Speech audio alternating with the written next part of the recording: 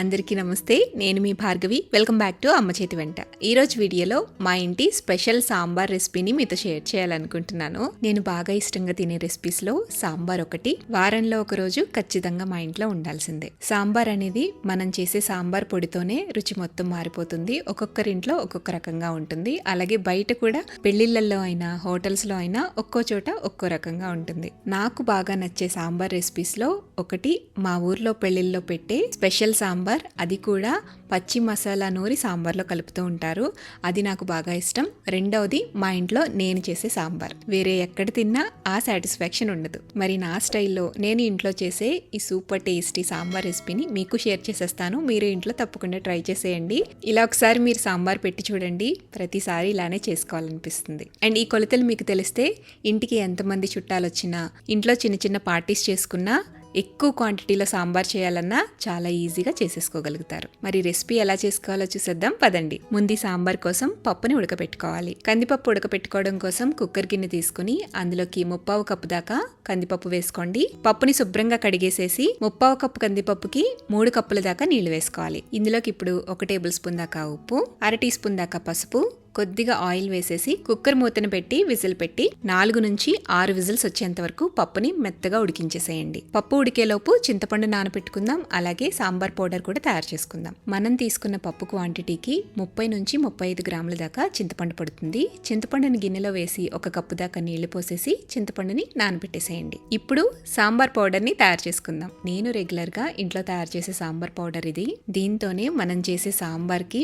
మంచి taste, aroma, smell కూడా వచ్చేస్తుంది. క్వాంటిటీస్ అన్ని కూడా క్లియర్ గా చెప్తున్నాను, నోట్ చేసుకోండి. 2 టీ స్పూన్ల దాకా ధనియాలు, 1 టీ స్పూన్ దాకా పచ్చిశనగపప్పు, 1 టీ స్పూన్ మినపప్పు, 1 టీ స్పూన్ కందిపప్పు, 1/2 టీ స్పూన్ దాకా జీలకర్ర, 1/4 టీ స్పూన్ మెంతులు, ఒక చిన్న దాల్చిన చెక్క ముక్క, 10 లేదా 12 మిరియాలు, 2 ఎండుమిర్చి, 1/2 టీ స్పూన్ దాకా పసుపు, 1/4 టీ స్పూన్ దాకా ఇంగువ, 2 రెమ్మల కరివేపాకు. వీటితో పాటుగా చిన్న ముక్క రాతిపూ అండి, స్టోన్ ఫ్లవర్ అంటారు. ఇది వేసుకోవచ్చు, వేసుకోకపోయినా ఏం కాదు. ఒక్కొక్కసారి వేస్తూ ఉంటాను, ఒక్కొక్కసారి వేయను అనమాట.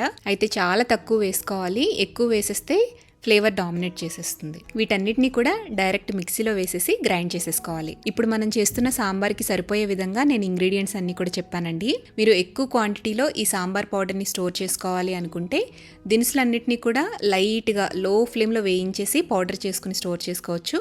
లేదంటే దినుసుల్ని ఎండలో కాస్త ఎండపెట్టి ఆ తర్వాత గ్రైండ్ చేసుకుని స్టోర్ చేసుకోవచ్చు. ఈ సాంబార్ పౌడర్తో మీరు సాంబార్ చేస్తే సాంబార్ అంటే ఇలా ఉండాలి అని అనిపించేలా ఉంటుంది. సో ఇలా గ్రైండ్ చేసేసుకుని పొడి పక్కన పెట్టేసేయండి. పప్పు కూడా మెత్తగా ఉడికిపోయింది. ఇలా పప్పు ఉడికిన తర్వాత లైట్గా మ్యాషర్తో మ్యాష్ చేసేసుకుని ముద్దలాగా చేసేసుకోవాలన్నమాట. ఎంత వీలైతే అంత మెత్తగా మీరు మ్యాష్ చేసేసుకుంటే సాంబార్లోకి పప్పు చక్కగా కలిసిపోతుంది. అడుగున పప్పు తేట అనేది ఎక్కువగా ఉండదన్నమాట. సో ఇలా మ్యాష్ చేసేసుకుని పక్కన పెట్టేసేయండి. ఇప్పుడు సాంబార్ కాచుకోవడానికి పెద్ద కళాయిని స్టవ్ మీద పెట్టుకోండి. గిన్నెలోకి 2 లేదా 3 టేబుల్ స్పూన్ల దాకా ఆయిల్ వేసుకోవాలి. నూనె వేడెక్కిన తర్వాత 1 టీ స్పూన్ ఆవాలు, 1 టీ స్పూన్ జీలకర్ర, 2-3 ఎండుమిర్చిని తుంచుకుని వేసేసేయండి. అలాగే 5-6 వెల్లుల్లిపాయల్ని ఇలా క్రష్ చేసుకుని యాడ్ చేయండి. 2 రెమ్మల కరివేపాకు కూడా వేసేసి తాలింపుని దోరగా వేయించేసేయండి. ఎప్పుడైనా సాంబార్ అనేది తాలింపుతో పాటుగా మరిగితేనే దాని టేస్ట్ అన్నమాట. అప్పుడే సాంబార్ రుచికరంగా కుదురుతుంది. తాలింపు వేగాక ఇందులోకి మనం వెజిటబుల్స్ అన్ని కూడా యాడ్ చేసుకోవాలండి. 1 ఉల్లిపాయని ఇలా పెద్ద ముక్కలుగా 4 పచ్చాల కింద కట్ చేసి వేసేసేయండి. అలాగే 4-5 పచ్చిమిరపకాయల్ని ఇలా మధ్యలోకి చీల్చి యాడ్ చేయండి. 2 టమాటాల్ని కూడా ఇలా పెద్ద ముక్కలుగానే కట్ చేసి వేసేసేయండి. 1 రాడిష్ తీసుకుని ముల్లంగిని ఇలా రౌండ్గా కట్ చేసి వేసుకోండి. అలాగే 1 మీడియం సైజ్ క్యారెట్ని కూడా రౌండ్గా కట్ చేసి వేసేసేయండి. ఇందులోనే ఆనపకాయ ముక్కలు 10 నుంచి 12 దాకా ఇలా పెద్ద సైజులో ముక్కలు వేసేసుకోండి. అలాగే 1 పెద్ద ములక్కాడిని పైన కొంచెం చెక్కు తీసేసి నీట్గా కడిగేసేసి ఇలా మీడియం సైజ్ ముక్కల కింద కట్ చేసి వేసేసుకోవాలి. వెజిటబుల్స్ అనేవి మన ఇంట్లో ఉండేదాన్ని బట్టి అప్పుడప్పుడు కొంచెం అటు ఇటు అవ్వచ్చు. బట్ మాక్సిమం మీరు వేసే వెజిటబుల్స్లో ఉల్లిపాయ, టమాటా, సొరకాయ, మునక్కాయ ఇవి మాత్రం ఉండేటట్టు చూసుకోండి. వీటిలో కాస్త ఉప్పు, పసుపు వేసేసి ముక్కలన్నిటిని బాగా కలిపేసేసి మూత పెట్టుకుంటూ మధ్య మధ్యలో కలుపుకుంటూ మీడియం ఫ్లేమ్లో ఉడికించండి. వెజిటబుల్స్ అనేవి 80 to 90% ఉడికిపోయేలాగా మగ్గించండి. మన నానపెట్టుకున్న చింతపండుని బాగా పిసికి చింతపండు రసం మొత్తాన్ని కూడా ఈ కూరగాయ ముక్కల్లోకి వేసేసుకోవాలి. మళ్ళీ తిరిగి ఇంకొక కప్పు వేసి చింతపండులో ఉండే పులుసు మొత్తం గిన్నెలోకి ఇలా తీసేసేయండి. ఒక 5-10 నిమిషాల పాటు మీడియం ఫ్లేమ్లో పులుసుతో పాటుగా ముక్కల్ని కాస్త ఉడకనివ్వండి.